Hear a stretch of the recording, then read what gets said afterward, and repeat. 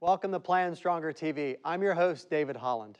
It's a fact that women often arrive at retirement with less saved, longer life expectancies, more family responsibilities, and more worries about their financial futures. The question is, how can women build a financial plan to compensate for these challenges and retire with confidence? I've invited certified financial planner Laura Scharr-Bykowsky to join me on today's program to discuss these topics in detail. Let's roll.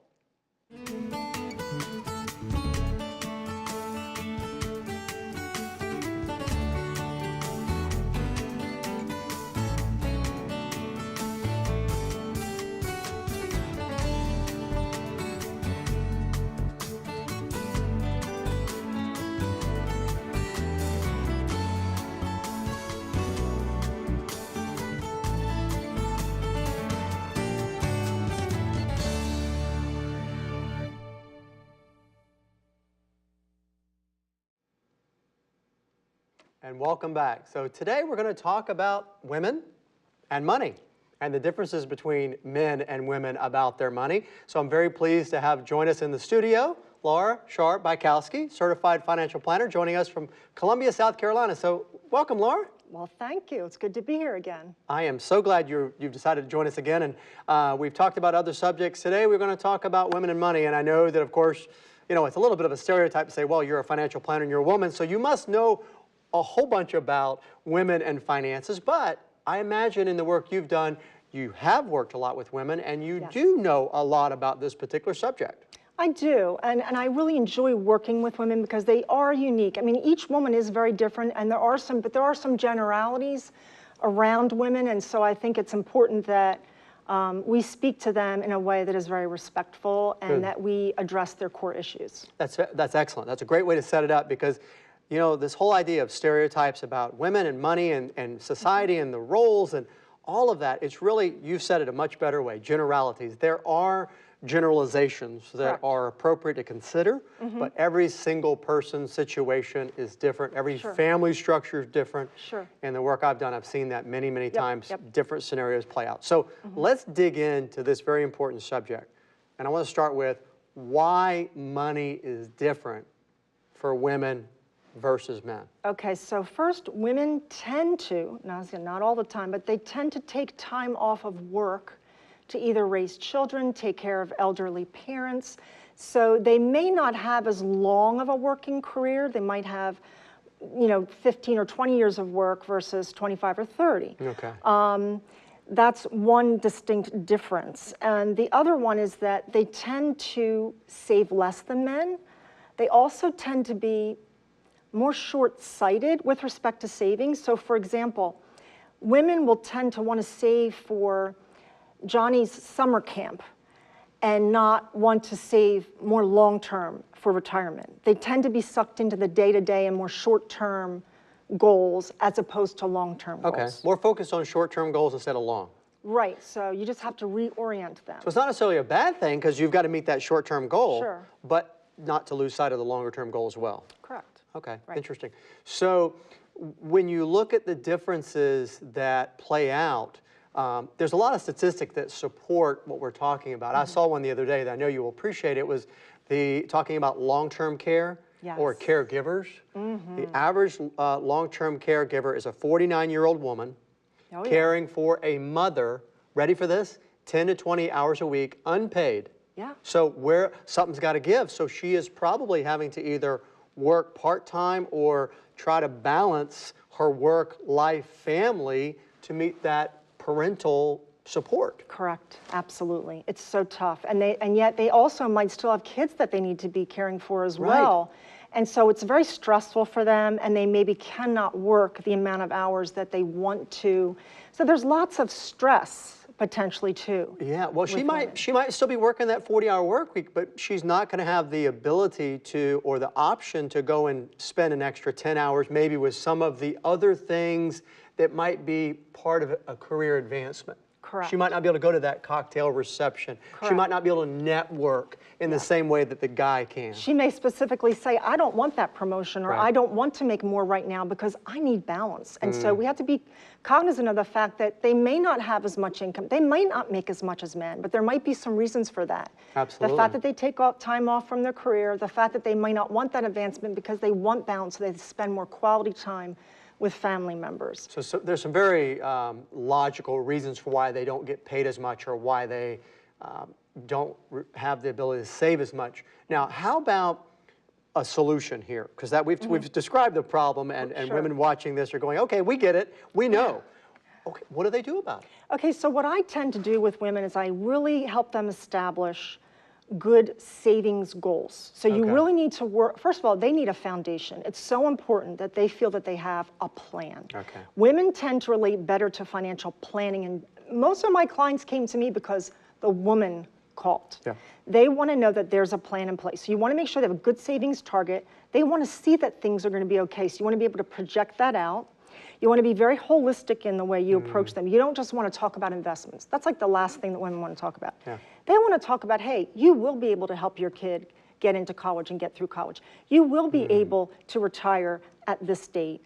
But you want to set realistic expectations for them too. You want to set that savings target. You want to tell them what's realistic in terms of how long that they should work in order to retire comfortably. Yeah. You want to also work with them on Social Security planning. That's a big one because often it's the man, often, not always, Sure. the man will make more money, and he may decide to take Social Security early, for example. And that may be the worst decision for that spouse who maybe is left because he dies, because in general, that's what happens. 80% of women become responsible for their finances due to death or divorce. Yeah. So, you know, you want to make sure that you're just looking at all those factors and that they feel comfortable with the plan, the foundation. Having it mapped out so they know where they're headed. Right, and the other thing I do, which is to get past that short-term thinking, a trick or I guess a little exercise I play with them is that I have them visualize themselves in the future, and I have them actually create Pinterest boards for their future retirement. And what that does, there's a lot of research based on this, but it allows them to visualize the future, and it increases their savings rate, because when they can see that in their mind, they're much more apt to aggressively save. So that's something else you can do to kind of bring them think from that's the here smart. and now to the later.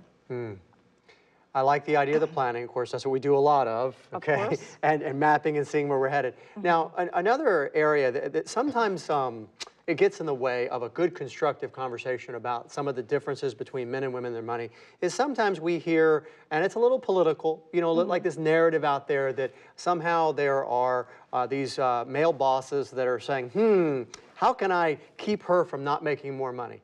And that's not really it. It's really about the reality of responsibilities and decision making, and Correct. maybe not pursuing that promotion. Right. So how do we get past that and say, hey, look, this is really just what it is? Yeah, and I think what I'm seeing, though, I'm seeing the change. So I'm seeing a situation where more women are going to college than men. I'm seeing that a lot of companies are anxious to promote women.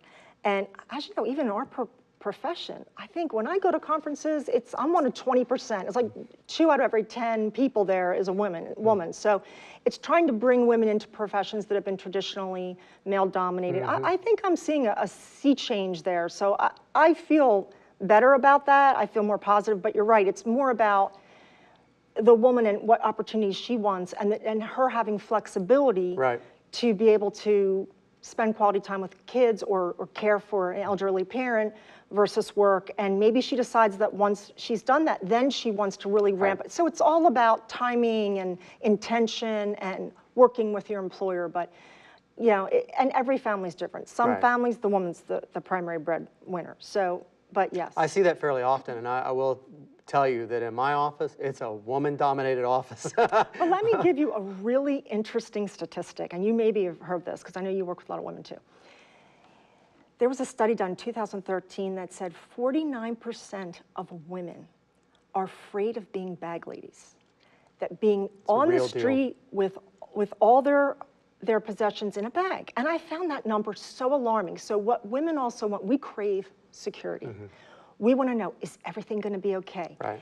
And the way we can combat that is by making sure they have sufficient emergency reserves, making sure that their risk is not totally out of whack so that if the market goes down, they don't freak out and want to pull out. Right. But also the emergency reserves are important. So if they have more in emergency reserves, they can weather that volatility and they'll have enough to live off of while the market, comes back.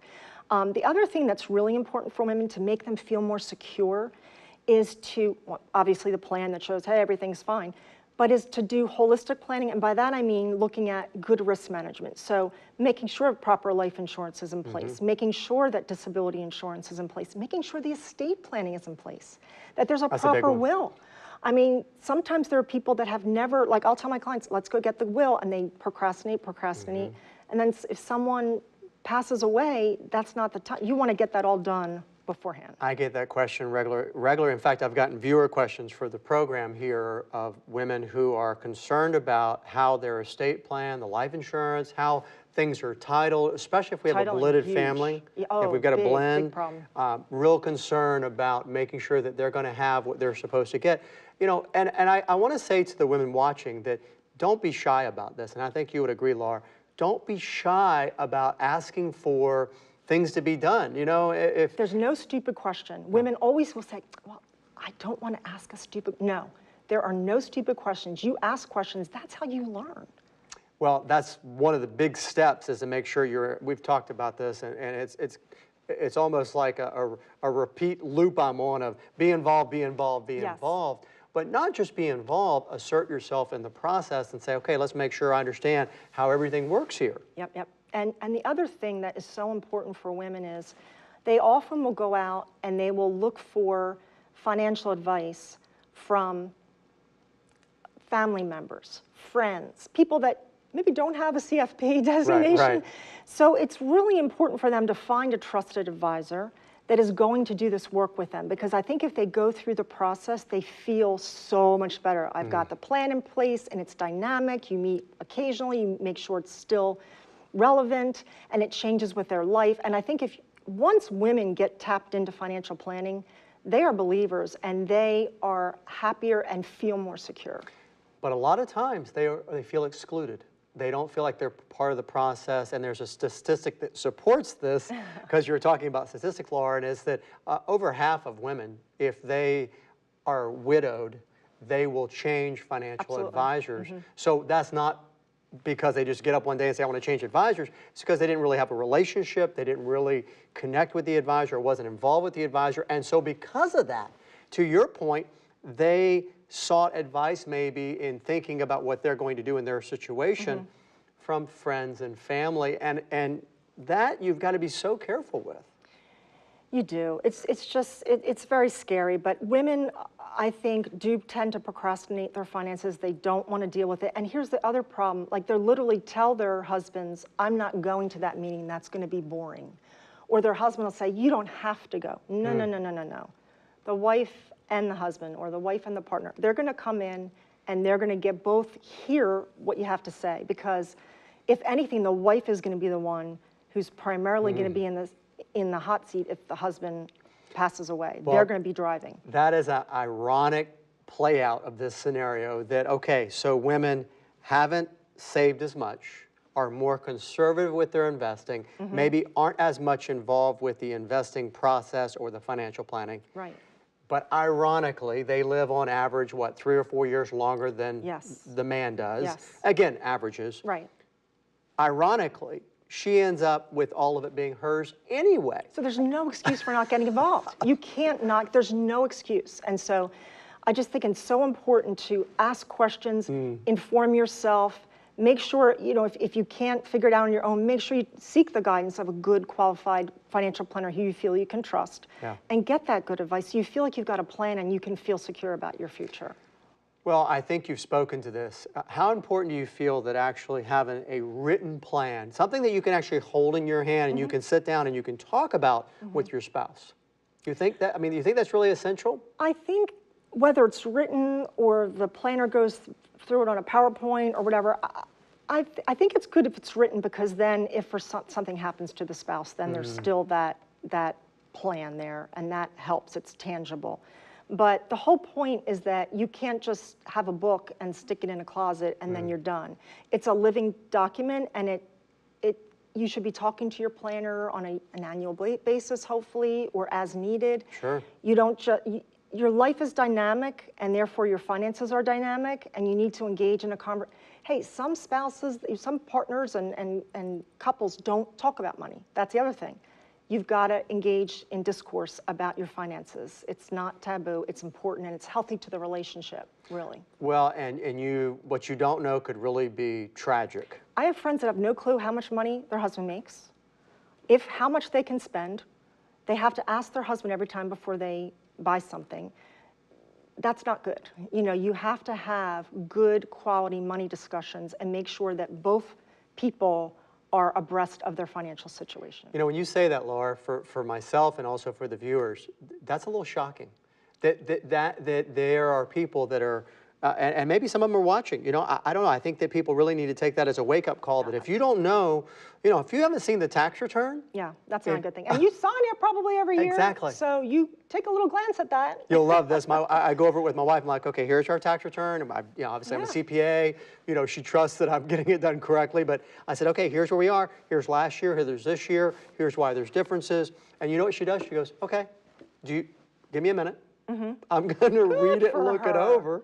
But that's a good point. So some people don't have planners and they try to do it and the husband does the finances, or maybe it's like in my family, I do it because I'm a financial planner. Sit down with your partner at least twice a year and go through and say, hey, I just want to let you know how we're doing and where we are and how we're doing with our budget, and engage in those conversations. So healthy for the relationship. And a budget, by the way, to me is good because it eliminates discussions, nasty fights about money. You know what I always tell people? I say, it's a budget, not a bludgeon. Don't use it to beat somebody up. Use it as a vehicle for having a conversation, just so you can be on the same page.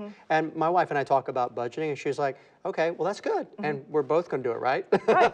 Well, and that's where the planner, sometimes you need a planner because they can be a referee, so they can help you construct a budget that both people agree on. And then it's about, going back to that foundational budget and going, okay, we'd agreed on that, so yeah, we'll be careful with that. Well, and one final comment, you mentioned with trust and estate. That's really something that is so critical for people to be tuned in. You don't want to find out later after the fact when there's nothing you can do that, your husband's IRA, he decided to leave it to his 3 daughters, and you go, well, wait a minute. Yeah, I'm going to leave the women that are watching with an actionable item. I think that if there's one thing that they can do to really protect themselves is check the titling of the accounts, of all of the accounts and the property and the beneficiary and the contingent beneficiary. You have to make sure that you know how the money is titled and who it's going to be going to upon someone's death. So important. And right there with it, power of attorney. This will vary by state, the exact nature of the document, because it's a legal document, and these things are typically governed by how each state, their legal system works and the rules and regs and all that. But it's important to know who the power of attorneys are, healthcare power of attorney, healthcare surrogate. You don't want to be in a pickle and find out, you come home one day and your husband's not feeling well, and then he's got to go in the hospital for an extended period. The bills need to be paid. Where's the checkbook? And do you have power of attorney to take care of things? Those documents should not be, once again, sitting in a drawer and forgotten with dust on them. You need to look at them every 3 to 5 years and make sure they're still relevant. Yeah. Well, I think if people do that, it'll lend itself to a lot of healthy conversations, right? Yep. And also, once again, with family in general, just money's not that taboo. We need to talk. We need to engage in discussions as long as it's constructive and it's just healthy for all the relationships. So. Well, hopefully we've helped with doing that today, Laura. Yes, let's hope. Very good. Well, it's good to have you with us, Laura Scharr-Bykowsky, joining us here, certified financial planner, to talk about women and money, and we'll definitely hope that it helps. Thank you, Laura. Thank you.